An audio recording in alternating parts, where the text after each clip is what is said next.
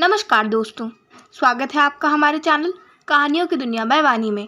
तो हमारी आज की कहानी है बाजीराव मस्तानी, अजब प्रेम की गजब कहानी। तो चलिए शुरू करते हैं। बाजीराव मस्तानी की प्रेम कहानी इतिहास में अमर रहेगी। मस्तानी बहुत सुंदर और तेज स्वभाव वाली थीं। इनके पिता बुंदेलखंड के राजा छत्रसाल थे, जो कि एक हिंदू राजा थे, जबकि इनकी माता मुस्लिम महिला थी जिसका नाम रूहानी था। इनकी प्रेम कहानी में कई उतार चढ़ाव देखने को मिले। बाजीराव पेशवा इनको अपनी पत्नी मानते थे, लेकिन परिवार और समाज की ओर से इन्हें कभी पत्नी का दर्जा नहीं मिल पाया। बाजीराव मस्तानी का इतिहास। ये बुंदेलखंड के सम्राट छत्रसाल की बेटी थी। इनकी माता का नाम रूहानी था। इनकी माता नृत्य करने वाले परिवार से संबंध रखती थी। मूलतया अफगान मुल्क की थी। गुजरात में प्रचलित लोक नृत्य में आज भी मस्तानी का जिक्र देखने को मिलता है। गुजरात के पारंपरिक नृत्य में इन्हें यवन कांचनी के नाम से भी जाना जाता है। मस्तानी अपने समय में अद्वितीय सुंदरता की धनी के साथ साथ संगीत प्रेमी थी। घुड़सवारी और धनुष विद्या में इन्होंने विशेष शिक्षा प्राप्त कर रखी थी। इसके अलावा मस्तानी की अन्य विशेषताओं की बात की जाए तो वह सुंदरता के साथ साथ वह चतुर और बुद्धिमान भी थी। इनका ज़्यादातर जीवन इनकी माता रूहानी के पास ही बीता। उनकी माता मुस्लिम धर्म से संबंध रखती थी, इसलिए मस्तानी ने भी मुस्लिम धर्म को ही माना। ज़्यादातर लोगों का मानना है कि बुंदेलखंड के राजा छत्रसाल की दूसरी पत्नी रूहानी उनकी रखैल थी, जबकि यह सही नहीं है। उन्होंने रूहानी से शादी की थी। रूहानी को भी रखेल बनाकर नहीं रखा। उनका बहुत आदर और सम्मान किया करते थे। बाजीराव मस्तानी की प्रेम कहानी। बाजीराव मस्तानी की प्रेम कहानी इतिहास के उन मुख्य प्रेम कहानियों में से एक है, लेकिन इतिहासकारों ने इसको शुरू से ही दबा दिया, जिसकी वजह से ये आम लोगों तक नहीं पहुंच सकी। ढोला मारू, रोमियो और जूलियट, हीर और रांझा, सलीम अनारकली के प्रेम से भी बढ़कर था बाजीराव मस्तानी का प्रेम। बाजीराव मस्तानी की प्रेम कहानी में मुख्य बात यह है कि बाजीराव पेशवा और मस्तानी एक दूसरे को पहले से नहीं जानते थे। सन 1728 ईस्वी की बात है। बुंदेलखंड पर अचानक मुगलों ने आक्रमण कर दिया। छत्रसाल के पास बड़ी संख्या में सेना नहीं थी। छत्रसाल को यह लगा कि कहीं उनका राज्य उनसे छीन न लिया जाए। मुगलों के आक्रमण के डर से उन्होंने उस समय के महान मराठा बाजीराव पेशवा प्रथम के पास मदद के लिए संदेश भेजा। कहते हैं कि यह संदेश लेकर मस्तानी खुद गई थी और यहीं पर बाजीराव पेशवा और मस्तानी की पहली मुलाकात हुई थी। बाजीराव पेशवा प्रथम ने मस्तानी को मदद का पूरा आश्वासन दिया और उनके साथ बुंदेलखंड की ओर चल पड़े। इससे पहले कि मुगल बुंदेलखंड पर आक्रमण करते और राजा छत्रसाल को पराजित करते, बाजीराव पेशवा की सेना उन पर बिजली की तरह टूट पड़ी और मुगलों का सफाया कर दिया। राजा छत्रसाल बहुत प्रसन्न हुए और उन्होंने कई तरह के उपहार बाजीराव पेशवा को दिए, जिनमें कई छोटे छोटे कस्बे भी शामिल थे। बाजीराव पेशवा को मस्तानी बहुत पसंद आई और मस्तानी भी बाजीराव पेशवा को पसंद करने लगी। जब इसकी थोड़ी सी भनक बुंदेलखंड के राजा छत्रसाल को पड़ी तो उन्होंने तुरंत मस्तानी का हाथ बाजीराव के हाथ में दे दिया। यह बाजीराव पेशवा की दूसरी शादी थी। इससे पहले उन्होंने काशीबाई नामक महिला से शादी की थी। बाजीराव मस्तानी की प्रेम कहानी धीरे धीरे आगे बढ़ती गई और दोनों एक दूसरे से इतना प्रेम करने लगे कि वह एक पल के लिए भी एक दूसरे से अलग नहीं होना चाहते थे। जब बाजीराव युद्ध करने के लिए महल से निकलते तो मस्तानी का घोड़ा भी उनके साथ साथ चलता था। दोनों के जिस्म दो थे, लेकिन जान एक ही थी।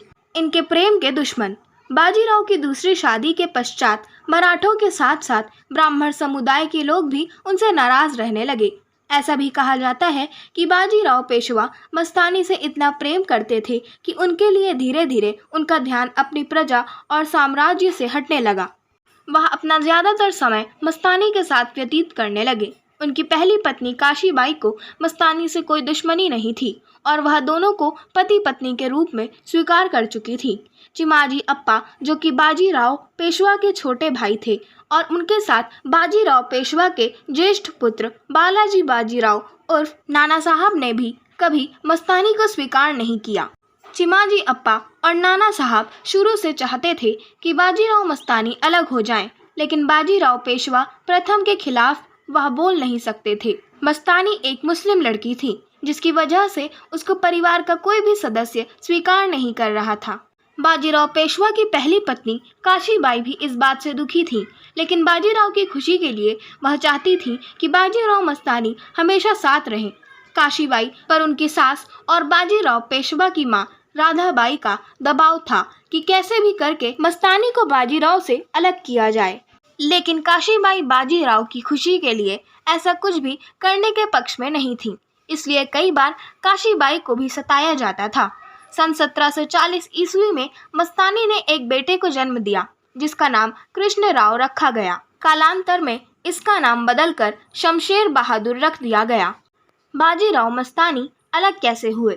सन 1740 के प्रारंभ में बाजीराव पेशवा मध्य प्रदेश के खरगोन नामक स्थान पर, जो कि इंदौर के पास है, वहाँ किसी राजनीतिक कारण के चलते गए थे। यहाँ पर बाजीराव पेशवा की तबीयत खराब हो गई और उन्हें आराम करना पड़ा। उनकी पहली पत्नी काशीबाई चाहती थी कि मस्तानी को बाजीराव के पास ले जाया जाए, जिससे उनको खुशी मिलेगी। बाजीराव पेशवा ने संदेश भिजवाया कि कैसे भी करके मस्तानी को उनके तक पहुंचा दिया जाए। यह बात नाना साहब और चिमाजी अप्पा को पसंद नहीं आई और उन्होंने मस्तानी को महल में कैद कर दिया। मस्तानी को कैद करने के बाद उसे नज़रबंद भी रखा गया, ताकि किसी भी तरह वह बाजीराव तक नहीं पहुंच सके। चिमाजी अप्पा और नाना साहब ने काशीबाई को बाजीराव के पास भेज दिया। मस्तानी को अपने पास नहीं पाकर बाजीराव बहुत दुखी हुए और खरगोन में ही अपने प्राण त्याग दिए। मस्तानी की मृत्यु कैसे हुई? बाजीराव पेशवा की मृत्यु के पश्चात मस्तानी अपनी सुध बुध भूल गई, क्योंकि वह बाजीराव से अतः प्रेम करती थी और इस प्रेम की कोई सीमा नहीं थी। समाज, देवर और सास के साथ साथ कई लोगों के द्वारा मस्तानी को स्वीकार नहीं करने के बाद भी मस्तानी और बाजीराव के बीच में जो प्रेम था वह अद्वितीय था। जैसे ही मस्तानी को बाजीराव पेशवा की मृत्यु का संदेश प्राप्त हुआ, वह चित्त होकर धड़ाम से गिर पड़ी। कुछ समय बाद मस्तानी का भी देहांत हो गया। बाजीराव और मस्तानी की मृत्यु हो जाने के पश्चात उनके पुत्र शमशेर को काशीबाई ने ही बड़ा किया। इतना ही नहीं, शमशेर बहादुर आगे चलकर मराठा साम्राज्य के लिए लड़ा। बाजीराव ने मस्तानी के लिए पुणे में मस्तानी महल बनवाया था। यह आज भी इन दोनों के प्रेम की गवाही दे रहा है। प्रेम एक शब्द नहीं है, प्रेम एक जीने की कला है। जो इसे समझ जाता है वह इसमें डूब जाता है। बाजीराव मस्तानी पर आधारित मराठी सीरियल राव 1990 में बनाया गया था। दोनों की याद में समाधि भी बनी हुई है और जब से इनके ऊपर फिल्म बनाई गई है तब लोगों ने इनके बारे में जाना है। बाकी यह प्रेम कहानी इतिहास के पन्नों से हमेशा के लिए गायब हो गई होती। आशा करती हूँ आपको हमारी आज की कहानी बाजीराव और मस्तानी के बारे में पसंद आई होगी। अगर आपको हमारी आज की कहानी पसंद आई हो तो हमारे चैनल को सब्सक्राइब करें, वीडियो को लाइक करें और बेल आइकन दबाना ना भूलें और हमें कमेंट कर ज़रूर बताएं कि आपको कैसी कहानियाँ पसंद हैं। हम वैसी ही कहानियाँ आपके लिए ज़रूर लाते रहेंगे। धन्यवाद।